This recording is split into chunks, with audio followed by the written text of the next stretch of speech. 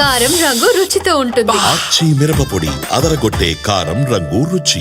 విశాఖపట్నంలో భూ ఆక్రమణలపై మరోసారి స్పీకర్ అయ్యన్న పాత్రుడు సీరియస్ అయ్యారు. విశాఖలో భూ కుంభకోణాలు జరుగుతున్నాయని, ఆక్రమణలకి గురవుతున్నాయని గతంలో పలుమార్లు ప్రస్తావించిన అయ్యన్న పాత్రుడు ఎండాడ భూముల విషయంలో సమగ్ర విచారణ జరిపించాలన్నారు.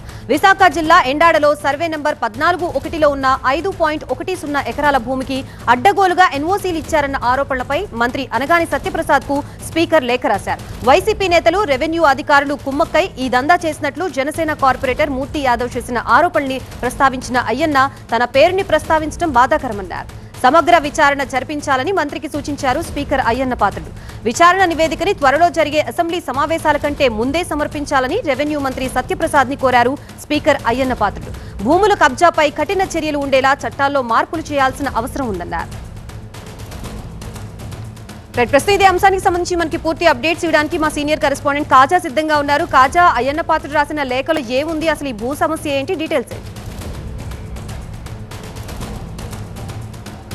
ఖచ్చితంగా విశాఖలో స్వాతంత్ర సమరయోధులు, మాజీ సైనికులు చెందిన భూములు ఏవైతే ఉన్నాయో వారికి కేటాయించిన భూములు, వాటిని అడ్డగోలుగా కొంతమంది చేజిక్కించుకున్నారు. భూ కుంభకోణాలు జరుగుతున్నాయని గత కొంతకాలంగా చాలామంది బహిరంగంగానే చెప్పుకుంటూ వచ్చారు రాజకీయ నేతలు. అయితే ఈ నేపథ్యంలోని జనసేన కార్పొరేటర్ మూర్తి యాదవ్ పలుమార్లు ప్రభుత్వం దృష్టికి లేఖలు రాశారు, ఆ వినతి పత్రాలు కూడా సమర్పించారు. వాటిపై ప్రధానంగా ఎండాడ సర్వే నెంబర్ లోని 14/1 సర్వే నెంబర్లోని దాదాపుగా 5 ఎకరాల 10 సెంట్ల భూమి ఏదైతే ఉందో అది స్వాతంత్ర మాజీ సైనికులకు సంబంధించిన భూమి. దాన్ని అడ్డగోలుగా యూనివర్సిటీలో నో అబ్జెక్షన్ సర్టిఫికేట్ పొందడమే కాకుండా దాన్ని చేతులు మార్చారన్న అభియోగాలు కూడా ఉన్నాయి. ఈ నేపథ్యంలోనే ఒకవైపు దానిపై ఫిర్యాదు మేరకు ఒకవైపు ప్రభుత్వం విచారణ కూడా మొదలుపెట్టింది. ఈ నేపథ్యంలోనే గత జూన్లో మూర్తి యాదవ్ మరోసారి ప్రెస్ మీట్ పెట్టి మరి బహిరంగంగానే కొన్ని ఆరోపణలు చేశారు. గత ప్రభుత్వ పెద్దలు, అలాగే గతంలో ఉన్న BMRDA చైర్పర్సన్తో పాటు ప్రస్తుతం అసెంబ్లీ స్పీకర్గా ఉన్న అయ్యన్న పాత్రుడు సోదరుడి తనయుడు దీంట్లో ప్రధాన పాత్ర పోషించారు. ఈ భూములు చేతులు మారడంలోని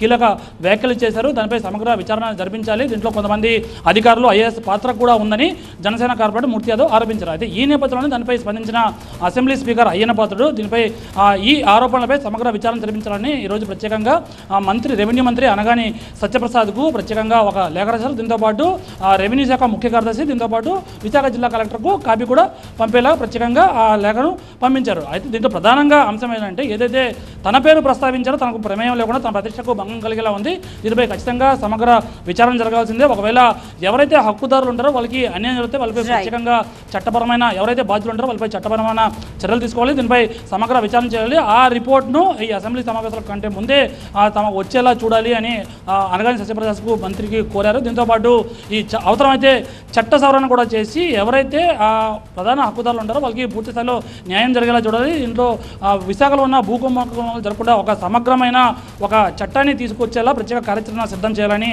ఆ లేఖలో పూర్తి స్థాయిలో అయ్యన్న పాత్రుడు సారాంశం. ఈ నేపథ్యంలోని ఒక మంత్రి అనగాని సత్యప్రసాద్తో పాటు ప్రభుత్వం ఏ విధంగా స్పందిస్తుందో వేచి చూడాల్సిందే. Thank you kaja.